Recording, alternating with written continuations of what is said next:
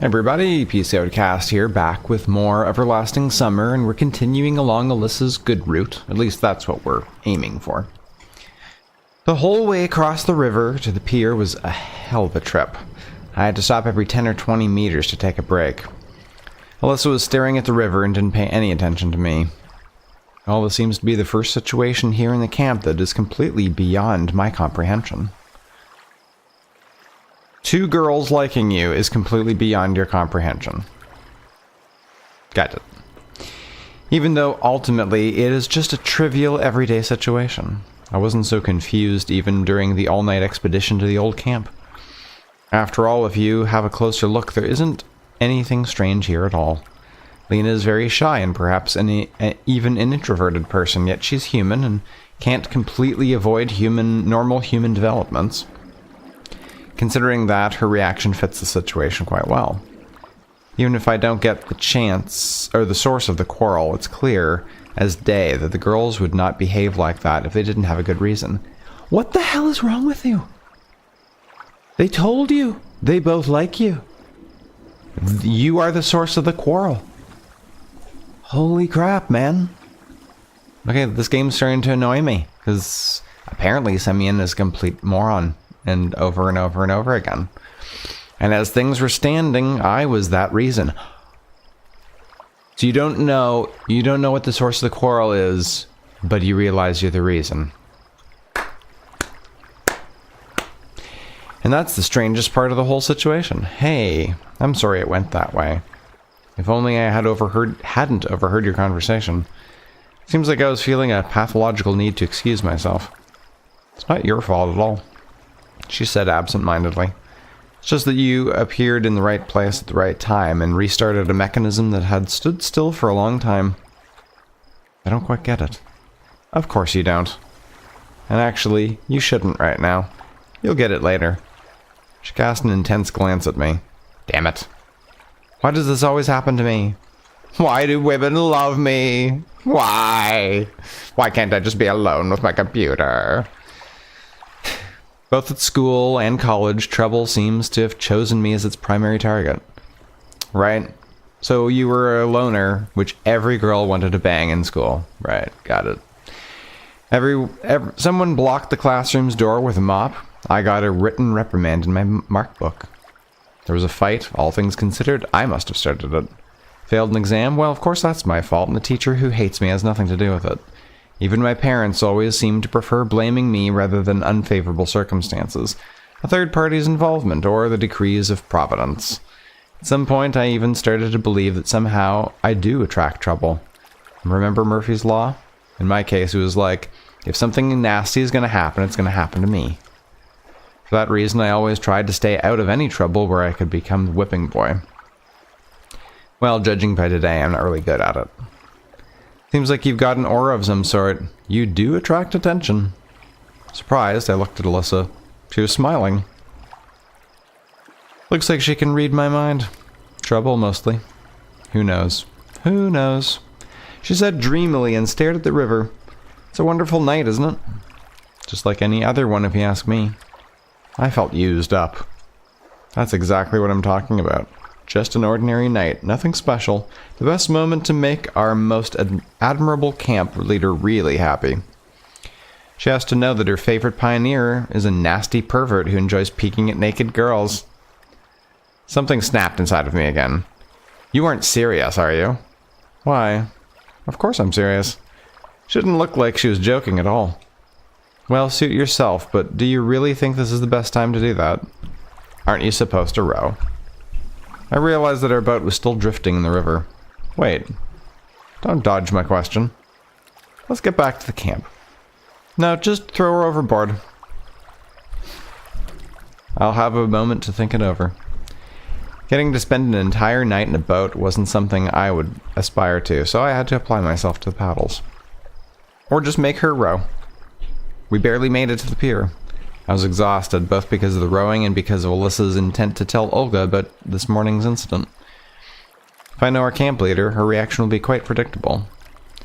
So you're actually going to visit Olga now, are you? Why not? She gave me her most roguish smile. It's night after all. She must be sleeping already. Who knows, she might well be awake. Come on, you know full well it was a coincidence. Simple misunderstanding triggered by Yolana. No, I don't. She flung her arms up and headed to the camp. I gathered all my remaining strength, jumped up and followed her. At first I considered grabbing her arm, but then realized it might not be such a good idea after everything that happened today. Hold on. I trudged unenergetically along next to her. Let's talk this over. Is there anything to discuss? We silently walked alongside each other for some time. At least she walked slowly so that I had no trouble keeping pace with her, and I was thankful for it. Hey, is there anything I can do to convince you not to tell Olga? Not sure, but, well, there is one thing. We came to the square. So what is it? Well, stop chasing Lena, for instance. For God's sake, what makes her think I'm chasing Lena? I started to lose my temper. Why are you making up such nonsense? You started that quarrel in the forest because of you. We had to go to that island, and here we go again. Enough is enough. I'm not chasing her. Oh, her eyes are glowing like the devil. Alisa stood still. Bright moonlight lighted up her face. Moonshine lighted up her face, which showed evident signs of resentment and displeasure. Like I don't see how you look at her. How do I look at her? Like that. Like what? You know. She shifted her gaze but remained standing still. Hey, stop seeing everyone through your twisted imagination. If you can't stop making up nonsense stories, then at least keep them to yourself. Don't make others suffer because of you and your stories. I don't care if you pick on me, but now you got Lena involved. I really lost my temper for good, but Alisa didn't answer. She sank into an unexpected silence that was only broken by Alisa's sparse sobs. From bad to worse, now you are crying? Have you all gone mad here? I clasped my hands in despair. I could understand why Lena was crying, but seeing Alisa crying is unthinkable to say the least. I can't even see her reasoning. At any other time, I would definitely be shocked, but at this moment, I'm just too tired for that. My mind was absolutely blank.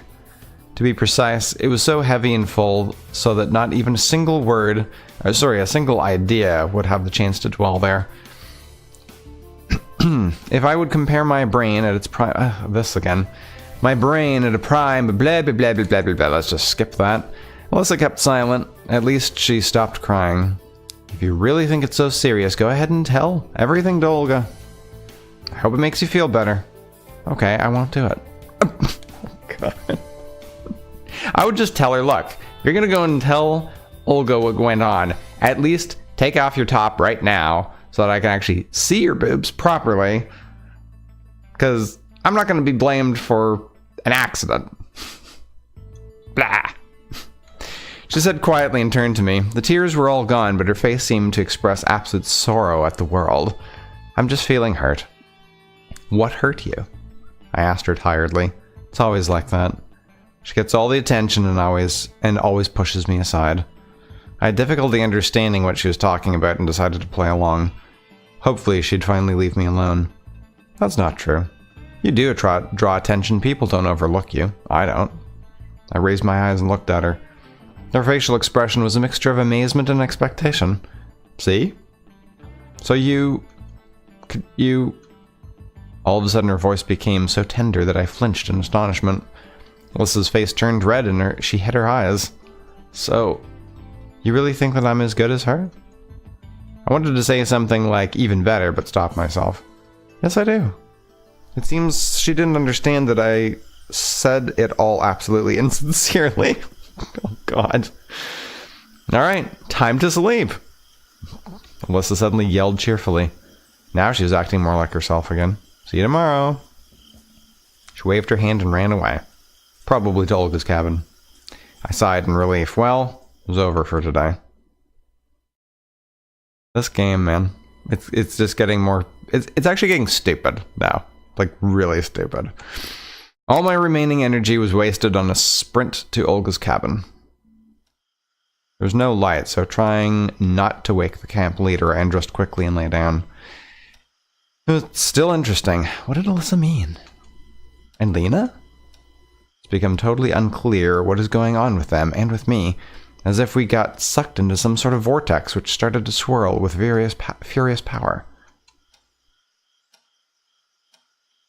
I don't even know what to say about this story anymore.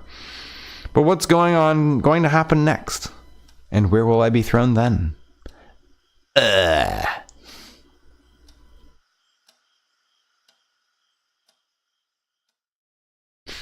I hope the end of this game makes it all worthwhile. Oh, I can't even skip on day 6. Really and truly. Oh, apparently there's no more options with Alisa now. The remaining days is just dialogue. I woke up early when Olga was still asleep. I stretched and sat up in bed. I felt surprisingly okay, although I should have slept through the day after what happened the night before. Quietly, so as not to wake the camp leader, I took the bag with my washing up stuff and went outside. I forgot to look at the clock, but it seemed like 6 or 7 in the morning. The camp was asleep. The grass was shaking off the night dew. A light fog hung above the ground, and the sun was just beginning to break through the treetops. Not warm at all yet, like the fluorescent lamp in the house across from mine. I took a deep breath of the nasty cold air and thought that even a night owl like me can enjoy waking up this early sometimes. The streets of the camp were empty, of course. The water here has always been cold, but today it seemed like they got it from the Antarctic depths.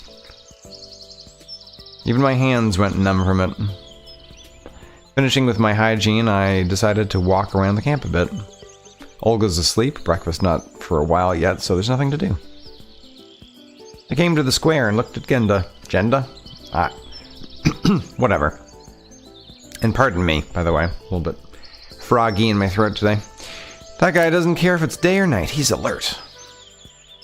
I smiled at my successful joke and headed to the boat shed. As I walked, I hummed some song, absolutely sure I was the only one awake here. To my great surprise, I saw someone sitting at the pier, hanging her feet in the water. I'm surprised she doesn't have her head in the water, drowning herself. Alisa. I came closer and stopped, not sure what to say.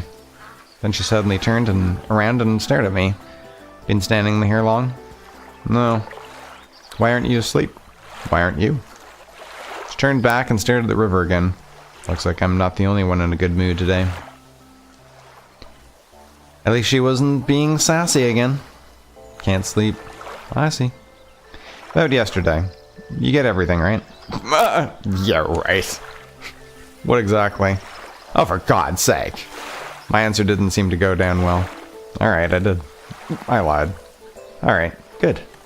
She suddenly looked straight in my eye and smiled. In that case, I have plans for you tonight. Eh? May I ask what they are? You don't need to know. Well, since I'm part of them, you'll know when it's time. Can you give me a hint at least? Nope. She got up and walked towards me. A bit scared, I cleared the way.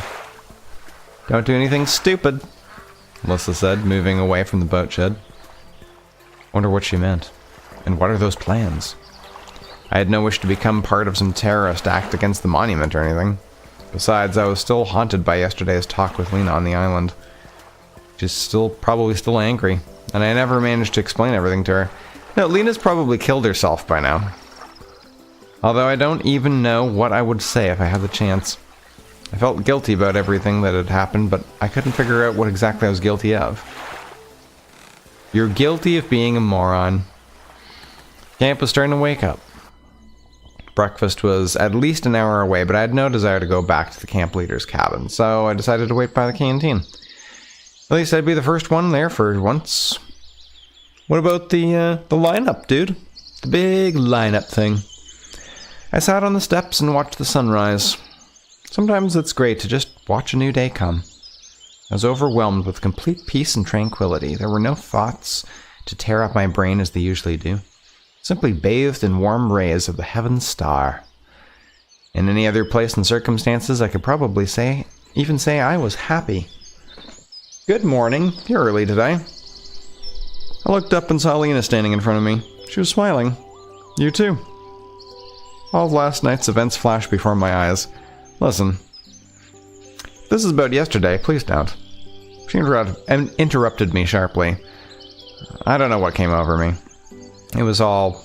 just forget it. She stared at me. Lena seemed much more confident than usual.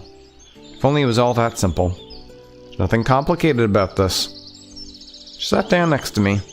So close I felt a bit awkward, but made no attempt to move away from her. Sometimes I have disputes with Alisa. Yeah, I realize. I see. But in this case, it happens because of me? Who knows? She answered, lost in thought, so that's why, you know, I'm embarrassed. Perhaps I really am to blame. Or rather, I'm not trying to say that I'm not to blame, but I was trying to explain myself like a 5th grader to a teacher. Okay, don't. As I said, nothing serious happened. If you think so, you should just think about how to act from now on. Not again.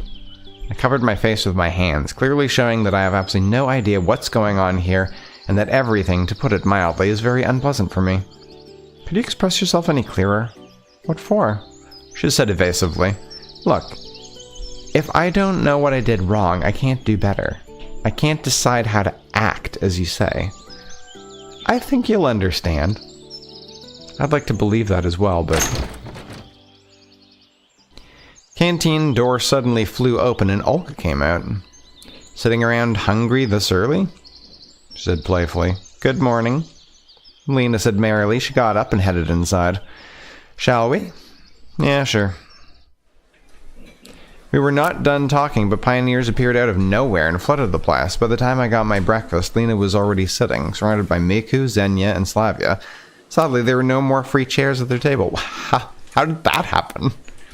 Feeling down and deliberately not saying hi to anybody, I headed to my favorite place in the far corner of the canteen. I chewed my oatmeal. It really was chewy today. And washed it down with some cold tea. Then I began to watch the others. All the pioneers seemed to be here. Some were chatting, some, like Electronique and Shurik, were immersed in chewing, and some were gawping around, like me. What the hell is gawping? I was just about to leave when Yolana jumped over to my table with her tray heaped with food. Bon appetit, she blurted. Stealing again? I asked, openly staring at her tray. A growing body requires a lot of calories. Yeah, you really should grow up a bit, I whispered. What? I didn't think she heard me. Nothing. I headed out. Leaving so soon? She yelled at my back, disheartened. I gave no answer. I should have taken the washing up stuff back in. I don't want to carry it around all day. Besides, what am I going to do today? Nothing at all came to mind. I was in such a mood that it seemed like someone was going to show up and invite me on a journey. Really. I left the camp leader's cabin and paused for a moment, then heard a voice calling out to me. Semyon! It was Slavia. Busy? No. Can you help me? Of course. I didn't want to look for answers on a wonderful day like this. A couple dozen hours wouldn't change my situation after all. What is it?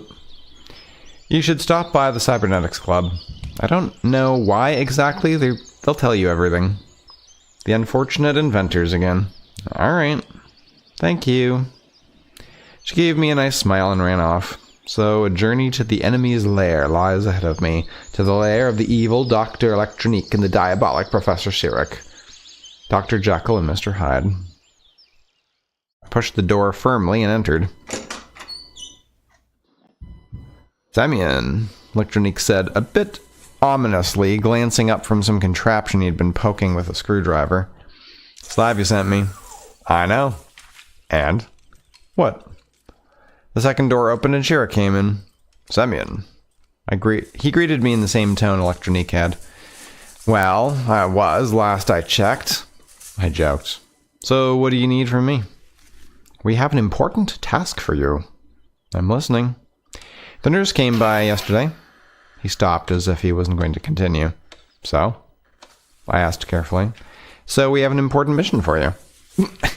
I got that already. You are to deliver a package to her.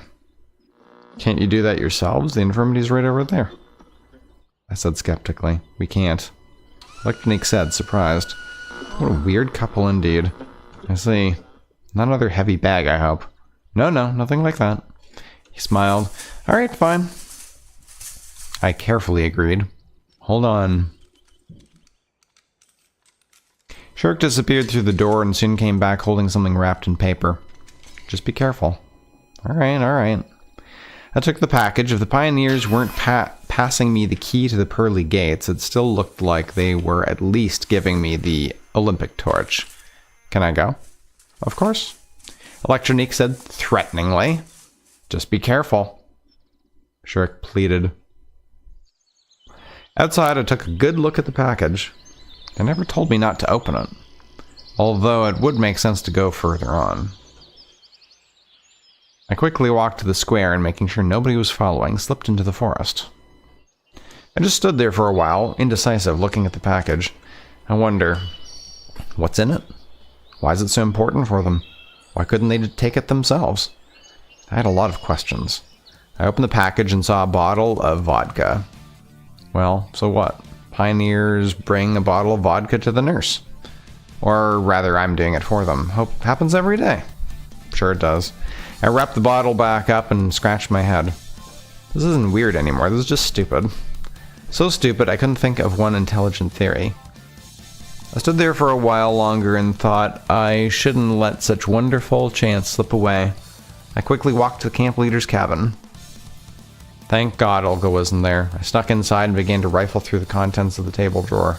Soon the vodka was in a soda bottle, while in its place was some water for the plants. Happy with my clever plan, I went out and skipped along the way to the infirmary. Seriously, what's so wrong about that? They almost got me into a trap. If the camp leader had seen me. If anyone else had? I could have managed myself, so it was absolutely nothing. I gathered all my strength and knocked on the infirmary door. Hello, Pioneer. Hello, I have a package for you, a bottle for your armpit. I mean, a package for your cabinet. I was so euphoric I began to talk nonsense. Ah, she said. Hand it over. I handed her the package. The nurse stuffed it into the desk drawer without looking. You didn't open it, did you? Of course not. I blurted out. Good boy. Alright, so I'll be... Go, Pioneer. Closed the door behind me and let out a sigh. I could always pin this on the crazy inventors, and in my situation I could really use even the most basic form of stress relief. I came to the square. The clock showed noon. That meant dinner was coming. I sat on the bench with a solid intention of not moving from here until the come and get it bell sound comes. Pioneers were running by. They were smiling and shouting merrily. Yes, the day was definitely a wonderful one.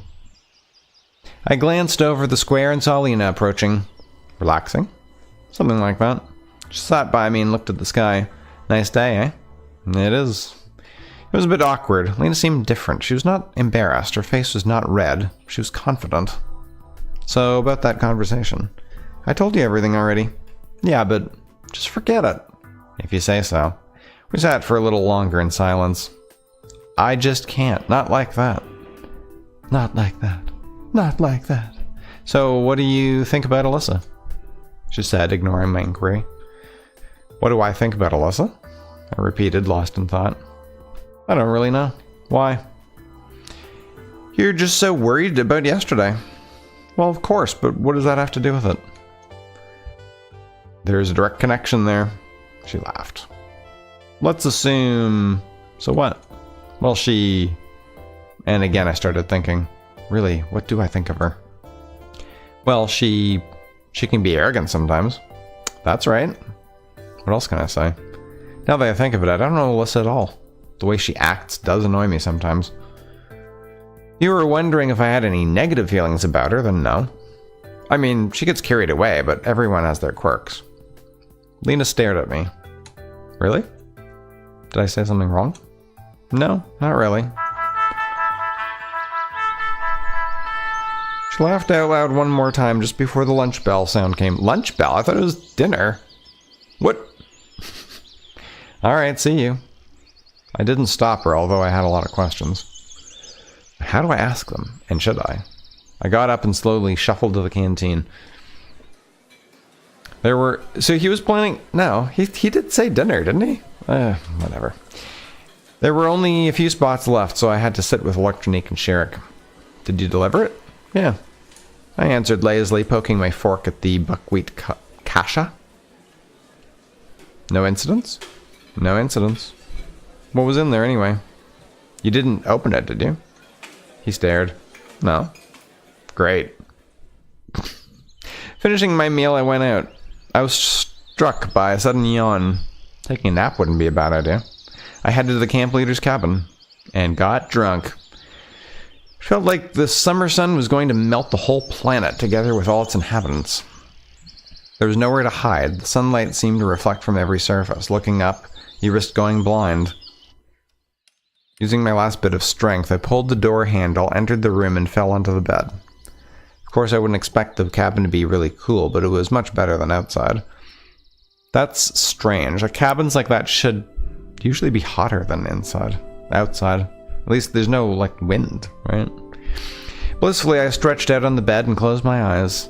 Strangely, sleep deserted me. I was overwhelmed with thoughts teeming in my head. Here's another theory, a solution to the problem of how I got here. Here's an explanation of what's going on here, and here's the true form of all those inhabiting this place. I remembered Lena saying, "What do you think about Alisa?" Seriously, what do I think of her? What can I think of a person I've only known for a few days? Can I just draw conclusions based on a couple of words and deeds? Although her deeds, I laughed a bit. Any relevant organization would draw the right conclusion based on the monument bombing. Still, though, I don't care. Maybe I really don't think anything of her. Can one be interested in a person who's not interesting? Now that's some sort of absurdity. A knock on the door. Come in. I was too lazy to get up, so I just sat up a little bit. The door opened and I saw Alisa. What a coincidence. She stopped, unsure, and stared at me for a couple of seconds. I guess you were looking for the camp leader? Why would she, though? No. What's up, then? I was looking for you. Well, durr. She sounded calm and not aggressive at all. I caught myself thinking I was not afraid of her and had no concerns when she behaved like that. Normally. What for? I want to make everything clear. She sat on the bed across from me. What exactly? I want to clean up any misunderstandings or miscommunications. Alright, I'm up for that. Have you spoken with Lena today? Yes. About what? Nothing really. You're lying. Alisa looked stiff and worried. She crossed her legs and bit her lip.